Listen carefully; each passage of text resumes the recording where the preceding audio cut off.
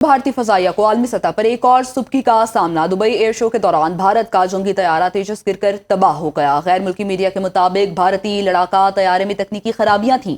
तकनीकी खराबी के बावजूद तेजस तैयारे को उड़ाया गया। भारतीय मीडिया के मुताबिक तैयारा उड़ने वाला विंग कमांडर विक्रम सिंह तैयारे हादसे में हलाक हो गया है। भारतीय तैयारे तेजस में 2 रोज कबल ऑयल लीक से भारत की सुबकी हुई। अरब मीडिया के मुताबिक तैयारा हादसे के बाद एयर शो को कुछ देर के लिए रोक दिया गया। भारतीय फजाइया को आलमी सतह पर एक और सुबकी का सामना हुआ है। दुबई एयर शो के दौरान भारत का जंगी तैयारा तेजस गिरकर तबाह हो गया। गैर मुल्की मीडिया के मुताबिक भारतीय लड़ाका तैयारे में तकनीकी खराबियां थीं और तकनीकी खराबी के बावजूद तेजस तैयारे को उड़ाया गया। भारतीय मीडिया का कहना है कि तैयारा उड़ाने वाले विंग कमांडर विक्रम सिंह तैयारा हादसे में हलाक हो गया। भारतीय तैयारे तेजस में 2 रोज कबल ऑयल लीक से भारत की सुबकी हुई थी। अरब मीडिया के मुताबिक तैयारा हादसे के बाद एयर शो को कुछ देर के लिए रोक दिया गया। इसी हवाले से बात करते हैं air vice marshal retired Aftab Hussain साहब हमारे साथ मौजूद हैं। आफ्ताब साहब, बहुत शुक्रिया आपके वक्त का।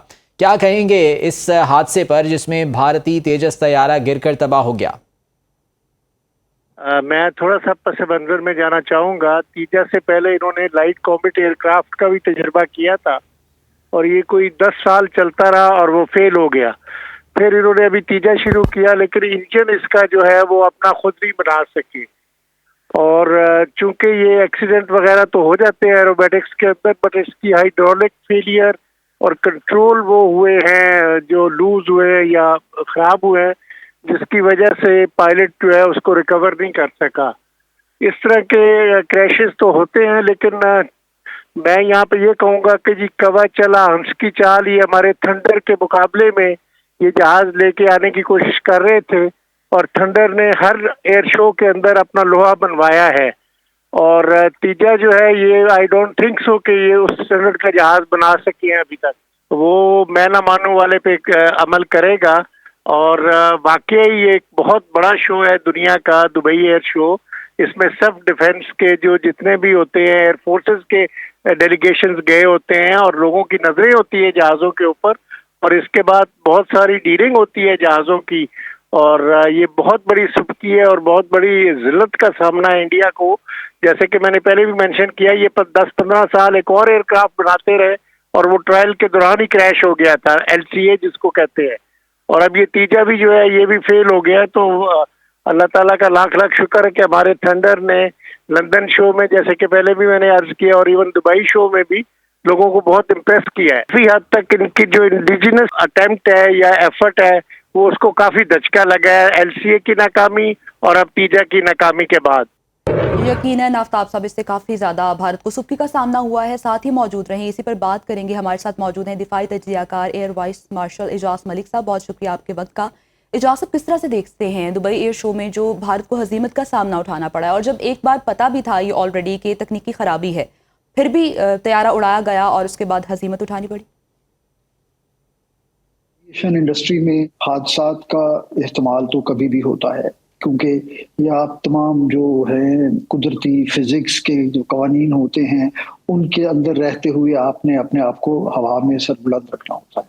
लेकिन किसी ऐसे डेमोन्स्ट्रेशन में हादसे का हो जाना जहां पर सारी दुनिया की एविएशन इंडस्ट्री की नजरें आप पे हों, वो उसकी एक फनी या जो है ना प्रोफेशनल जो भी उसका एस्पेक्ट है, उससे कहीं ज्यादा उसका एक साइकोलॉजिकल और एक मार्केटिंग पे उसका एक इफेक्ट आता है। तो उस लिहाज से मैं समझता हूं कि ये उनकी बड़ी बदकिस्मती है कि उनका इस वक्त में हुआ। इसमें जो एक चीज का बड़ा कभी इम्कान है वो ये है कि जब भी, हालांकि ऐसे शोज या डेमोन्स्ट्रेशन के लिए आप अपने बेहतरीन एयर वर्दी जहाज भेजते हैं और बेस्ट ऑफ द बेस्ट जो है एरोबेटिक टीम के जो है पायलट्स भिजवाते हैं, क्योंकि ये आपके मुल्क के, आपके इंडस्ट्री के शोकेस कर रहे होते हैं वहां पे।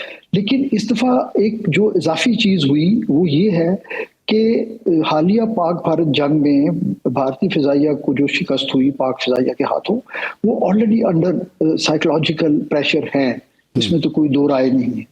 और इस पर्टिकुलर शो में भी हमारे JF-17 थंडर की बहुत पजीराई हुई, तो वो एक साइकोलॉजिकल प्रेशर भी होगा to perform better than anybody else, खासतौर पे बैक ऑफ देयर माइंड वो यकीनन अपने आप को पाकिस्तान फिजाइया JF-17 के साथ कंपेयर करते होंगे। तो जब आप इस तरह के माइंडसेट के साथ कॉकपिट में हो तो इस चीज का कभी जो है ना इम्कान होता है कि आप फिर अपनी ह्यूमन लिमिट्स को या इक्विपमेंट और जो मशीन है उसकी जो टेक्निकल उसकी लिमिटेशंस है आप उसको एक्सीड। ठीक है, एजाज साहब साथ ही मौजूद रहिएगा, इसी बारे में बात करेंगे air vice marshal retired Saeed Khan sahab से। सईद साहब, आपका क्या तज्जिया है इस हादसे के हवाले से, जहां दुनिया भर से तैयारे मौजूद थे इस दुबई एयर शो में और भारत को यहां पर सुबकी का सामना करना पड़ा? असल में इंडिया ने अपनी जो सारा एक इमेज दुनिया में बनाया हुआ है वो झूठ की बेसिस पे बनाया हुआ। उसने झूठ की बेसिस पे पूरी दुनिया को ये समझाने की पिछले 10-15 साल से कोशिश की कि वो इस इलाके में मिलिट्री स्टेबलाइजर है और वो चाइना का मुकाबला कर सकता है और वेस्टर्न इंटरेस्ट को लुक आफ्टर कर सकता है। लेकिन मार्का हक में उसका ये पोल भी खुल गया और दुनिया को एहसास हो गया कि अब इंडिया इतना स्ट्रॉन्ग कंट्री नहीं है जितना वो अपने आप को प्रोजेक्ट करता है। देखिए दोनों जो है इंडिया और पाकिस्तान इंडिजिनस एयरक्राफ्ट डेवलपमेंट कर रहे थे, क्योंकि इस वक्त दुनिया में जो फाइटर एयरक्राफ्ट है वो बहुत महंगी कीमत में मिल रहे हैं, स्पेशली जो वेस्टर्न टेक्नोलॉजी के साथ है। सो दोनों पाकिस्तान और इंडिया ये कोशिश कर रहे थे कि हमारे जहाज जो अब पुराने होते जा रहे हैं, जैसे चाइनीज वेपन सिस्टम्स और फ्रेंच वेपन सिस्टम्स हमारे पास थे, जिसके लिए हमने JF-17 बनाया, इसी तरह उनके पास भी MiG-21 और दूसरा रशियन जहाज थे जो अपनी लाइफ अब पूरी कर रहे। बहुत शुक्रिया सईद खान साहब हमारे साथ मौजूद थे। एजाज मलिक साहब आपका बहुत शुक्रिया। आफ्ताब हुसैन साहब आपका बहुत शुक्रिया।